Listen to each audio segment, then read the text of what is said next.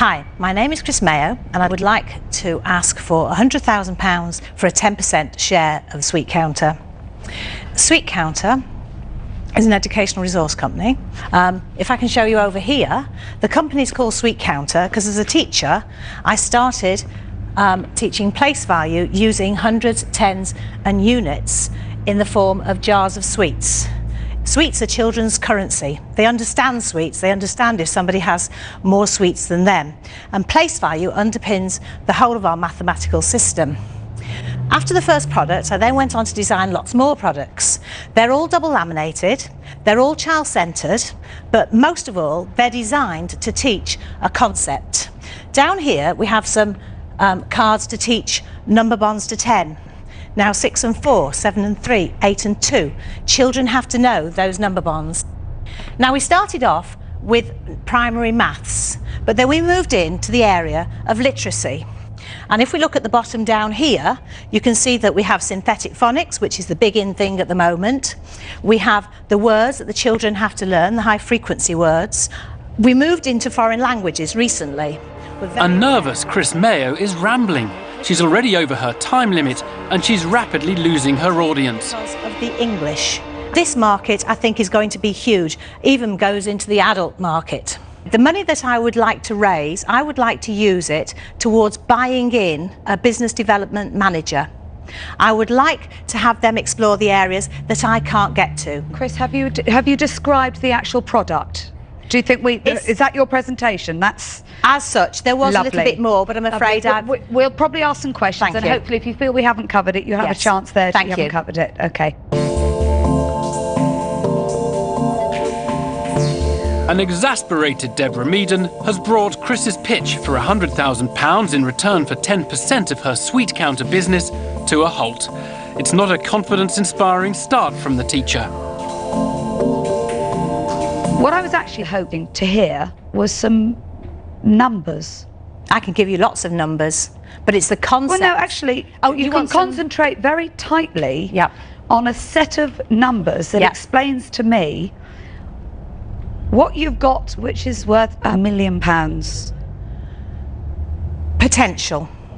When I first started... No, today, standing in front of me, why is this worth £1 million? Do you have children? No, Chris, you're missing the point. Okay, sorry. Can you please explain to us why we should even ask you another question? Because if you don't have turnover figures and trading figures, I don't know about anybody else, but I'm wasting my time. Right, so I've turned over 213,000 for an 85,000 gross profit and 15,000 net profit. Over what period of time? And that was 2 years ago. It dipped slightly this year. It was 202,000. I've reduced all my overheads, so hopefully the net profit will go up. Chris's overblown company valuation has clearly riled Deborah Meaden. And James Kahn isn't going to let it lie.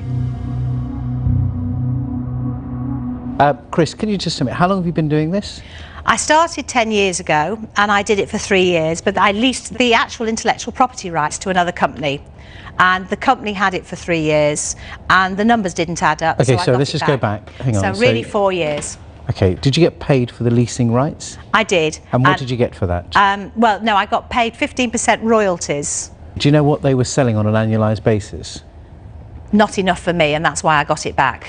Okay, so you then took it back and then you've now run it for 3 years. 3 or 4 years. And I developed these in the meantime. I'd gone back to full-time teaching. Chris, just please let me ask the questions because we'll be much quicker that way. And in that 3 years, you're averaging 200 grand a year turnover. I don't know if it's an average. This year and last year, yes. The year before it was slightly less, but it's increased each year apart from... Okay, and averagely the profit you're making is what, 15,000 Only because I plough it straight back in to produce more resources. Then Chris, you should have come in with a far more realistic proposition. But I think to be standing in front of us with some crazy number for a business that you've demonstrated over 10 years you can't make any money out of, because it just about gives you a living, I can't understand how you believe that an investor for 10% stake is ever going to get his money back or make a return. So I wish you luck, but for me, I can't invest in you, Chris. Okay. So I'm out. Chris has lost her first dragon. And Deborah Meaden has heard something that may well sway her decision.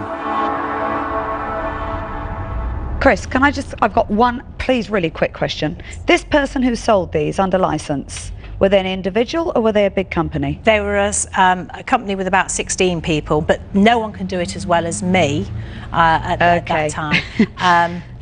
You were getting a message there. They had a sales force of 16 people and they didn't sell enough to pay you your license fee and keep you happy. You've been taught a lesson. This product will sell a bit, but not a lot. Okay. I'm out.